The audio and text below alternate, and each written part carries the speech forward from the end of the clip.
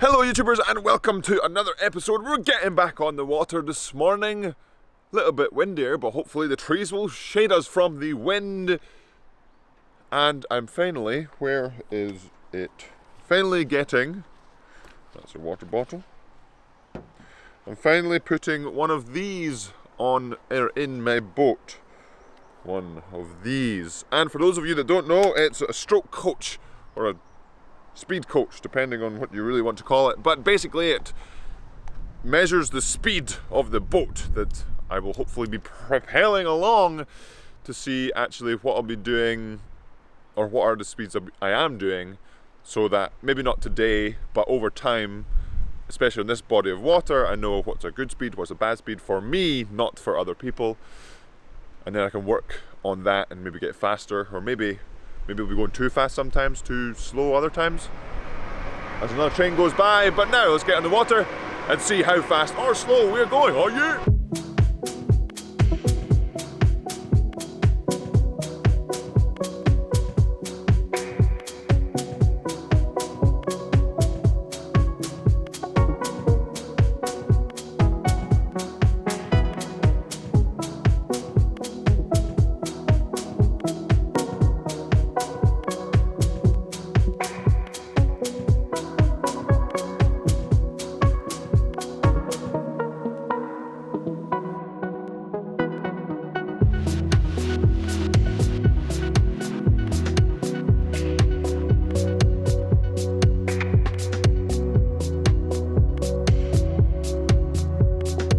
And we've made it off the water. That was a really interesting one. That was probably the hardest session I've had so far in the single, but obviously not really had a lot of experience in the single, so that's bound to happen very quickly. But before I discuss why and about the stroke coach, which is over there, I need to get some food, because remember, food is fuel. So I'll see you back at the house, are you? And we've made it back to the house, post-rowing, post-fueling up, and like I said, that session was probably the hardest session, not probably, it was the hardest session I've had in the single this week, and therefore this year, and therefore over the last couple of years, it is the hardest session in the single that I have had in a while. But why might that be? Well, like I talked about yesterday in the episode about sort of sculling versus sweep, or pair rowing versus single sculling, a lot of people mentioned the fact that single sculling is harder because you are by yourself and it's much more of a mental game, rather than if you have anyone else with you in the boat. It can make a big difference just to have someone there for support, to bounce ideas off of, to pull a little bit extra weight in, or put a little bit extra yam in if you're lacking on a certain day. But today the wind was the worst it has been this week. So it went from Monday and Tuesday, the weather, the wind, the water, it was absolutely fantastic. And then as the weeks progressed, the water has got a bit worse. And by no means was the water bad today at all, that's not what I'm saying. But with the wind picking up, it meant that I had to really sort of deal with it more. And as my sculling experience increases, I'll be able to deal with it better and better. But this is basically the first time in a long time that I've had to deal with that type of weather. So it's like another new part to it. And that means that mentally it's a lot more draining, because when the water's flat and you're not very experienced in the single, or in any boat in fact, it means that you, even if it's a lot more forgiving. The water is a lot more forgiving. So you might paddle along and the technique might not be quite right, but you can get the blades out a bit easier. There's not some bits of the water throwing your balance off. You might not, it's a bit more difficult to catch something with the blades when the water's flat. But today it wasn't. It was flat, yes. Like, don't get me wrong, I'm not saying the water was terrible. The water itself was very, very good. And I just realised I forgot I had this helmet on. The helmet itself I've just picked up, and it means I'm going to be able to go out on the bicycle for a little bit of cross training. So stay tuned for some videos on the bike, and I'll talk about sort of biking, for cross-training, for rowing, or even sort of if you should, shouldn't, etc. But as always, safety is a very big deal if you're going out on a bike. So I didn't want to go out until I got my helmet. And then Robson, my pair partner from last year, he brought my bike back to Bath this week after he was using it in isolation for himself. Now back to the session. Yes, the water wasn't heinous, but with the wind and the water, I was getting used to it being flat, and that meant that I was getting a bit too comfortable. And then with an added bit of wobble, an added bit of wind, it meant that I really had to focus on rowing as best as I could. And it actually was forcing me to figure things out faster, which is actually really good for me. And one of the things was the sequencing of my recovery, and I feel like that helped. It feels like the weight that I want to move back and forward, for any of you that are interested, the weight that I want to move back and forward, I just have to get it right for the single rather than it being maybe an 8 or a 4 or a pair. It's just that sort of slight difference that makes a big impact, especially in a single when I'm over 100 kilos and the boat is 12 kilos or something like that. So if I get my weight wrong or distribute it wrong, it can have a big impact on the boat. But as well as it being a difficult session mentally, because of the wind and the water, I also had the stroke coach out with me. So hopefully you can see that. For those of you that haven't seen a stroke coach before, it's this little device here, just a little puck looking thing.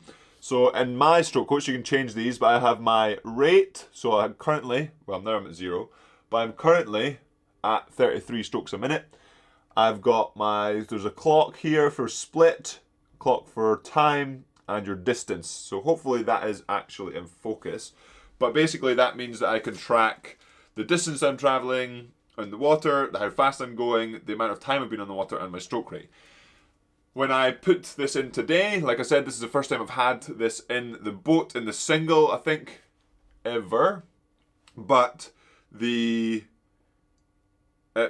made me realize that I've been sculling or rowing around for the last week at a much lower rate than I would have previously. Yes, it's a smaller boat, it's heavier, so the rate will be lower, but I think I've been going around what I thought was maybe 18, 19, was actually probably closer to 16. So that means that when you're traveling a bit slower, when you're rating a bit lower, it also makes it a bit more difficult to set the boat up.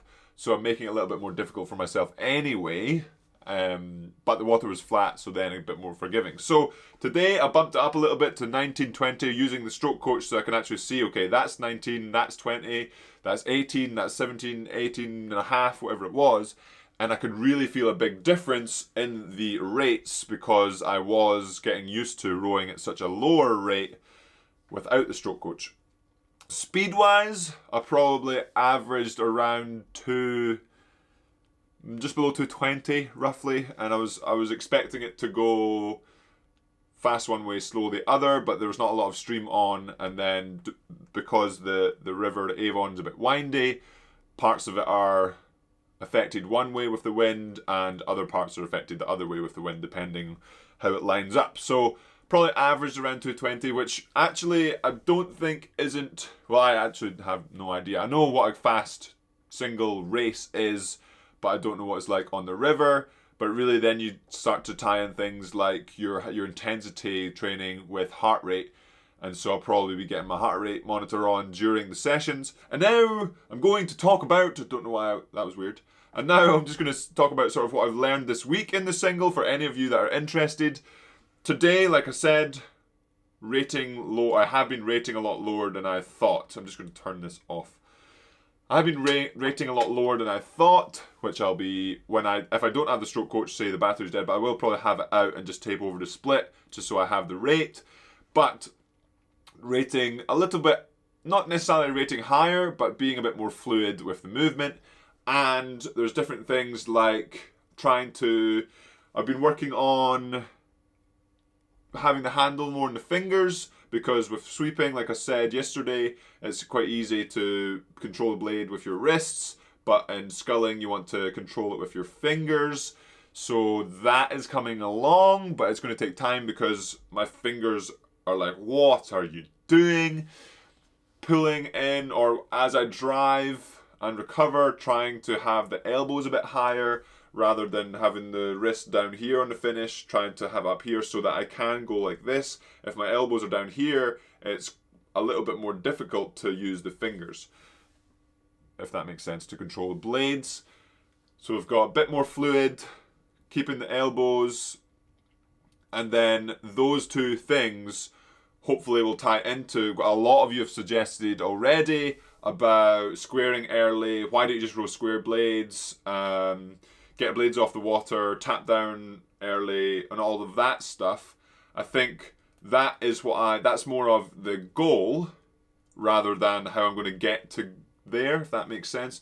So the process that I'll be following is kind of that, okay, be a bit more fluid so that I'm not upsetting the boat as much, so that I can get the blades out if they want to be square, and then follow down the recovery square blades, because a real difficulty saying to someone, well, just row square blades, yes, it's going to be heinous to start with, and that whole idea is you're going to have to adjust really quickly to be able to do that.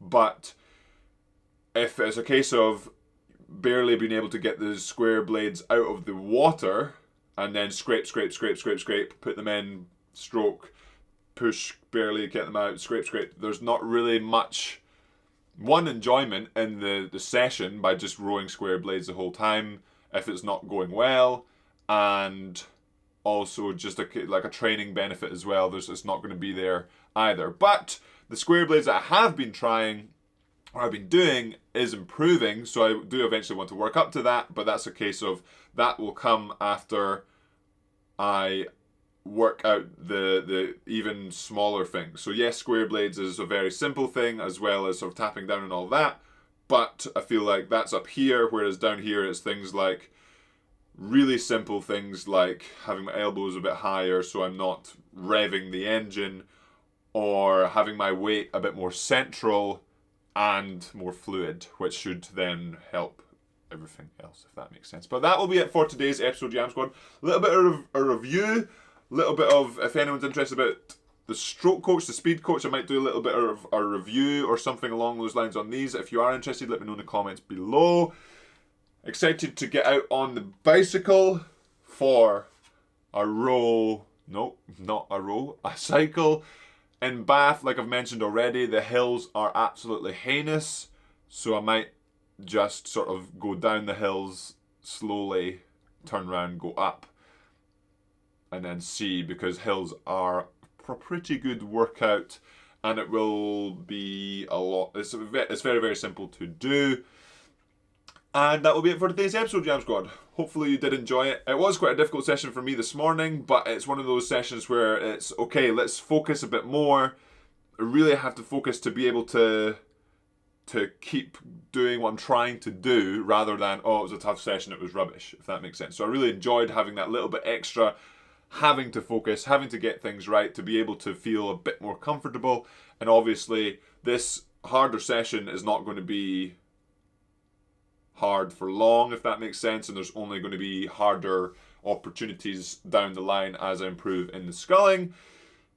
And as always, remember to subscribe if you haven't already, hit that like button, and I will see you.